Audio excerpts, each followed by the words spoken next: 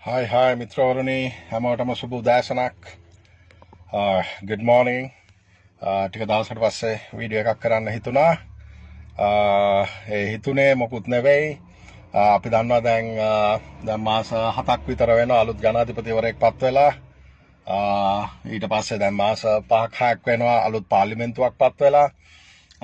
ඒ තාම අර පරණ මෝස්තරේ තාමත් තැන් වල රාජ්‍ය ආයතන වල ක්‍රියාත්මක වෙනවා කියලා හරි වගකීමෙන් කියනවා. මොකද මගේ ඇස් දෙකෙන් දැකපු ඒවා, කන් වලට ඇහිච්ච ඒවා, ඒ පරණ අසූචි තාමත් ගඳ ගහනවා තැන් වල. ඒක නිසා අතිගරු ජනාධිපතිතුමනි, ඔබතුමාගෙන් සත්භාවයෙන් බැගෑපත්ව කරන ඉල්ලීමක්. ඔබතුමාගේ උපරිම බලය යොදවන්න, විධායක බලය යොදවලා මේක වෙනස් කරන්න. මේ සංස්කෘතිය වෙනස් කරන්න ඔබතුමාට බහුතරයක් ඡන්දෙ දුන්නේ. විශේෂයෙන් තරුණ ප්‍රජාව අනාගතයක්, හොඳ සුබ අනාගතයක් බලාපොරොත්තු ඇතුව ඔබතුමාව ජනාධිපති කෙරෙව්වේ. ඒ වගේමයි මාලිමාවට අති බහුතරයක් රෙකෝඩ් තියලා ඡන්දෙ තියලා ඡන්දෙ දිනවලා පත් කරගත්තා. ඒක නිසා සත්භාවයෙන් උපරිම පාර්ලිමේන්තු උපරිම බලය යොදන්න, ඔබතුමාගේ උපරිම විධායක බලය යොදවලා මේවා වෙනස් කරන්න. බහුතරයක් රටේ ජනතාව ගරු ජනාධිපතිතුමනි ඔබතුමත් එක්ක ඉන්නවා.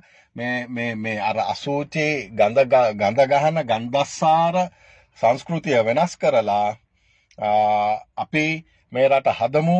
සත්භාවයෙන් ඔබතුමාට උදව් කරනවා ජනාධිපතිතුමනි. ඒ වගේම ආණ්ඩුවටත් ක්ලීන් ශ්‍රී ලංකා, ක්ලීන් කරමු හැම දෙයක්ම. හොඳ අනාගතයක් අපේ මේ තරුණ මල්ලිලාට, නංගිලාට, අපේ දූපුතාලාට හරි හොඳ රටක් හදමු, හොඳ අනාගතයක් හදමු. මම මේ දැන් ඉන්නේ බෙල්ලන්විල ඓතිහාසික බෙල්ලන්විල පන්සල ඉස්සරහා ඉඳගෙන මම මේ වීඩියෝ එක කරන්නේ. අතිගරු ජනාධිපතිතුමනි, සත්භාවයෙන් අපි ඔබතුමාට උදව් කරනවා. මේක වෙනස් කරමු. පාට පක්ෂ අර රෙජිමේන්තුවද මෙයාද කින්ද මන්ද අපිට දැන් ඒවා අදාළ නැහැ. ඒවා ඔක්කොම ඇති වෙලා තියෙන්නේ. ඒවා ඔක්කොම තිත්ත වෙලා ඇති වෙලා තියෙන නිසා තමයි අපි දන්නවා අනුර ජනාධිපති සත්භාවයෙන් මේ වැඩේ කරනවා. යටිකුරු ගේම් ගහන යොමුත් ඉන්නවා.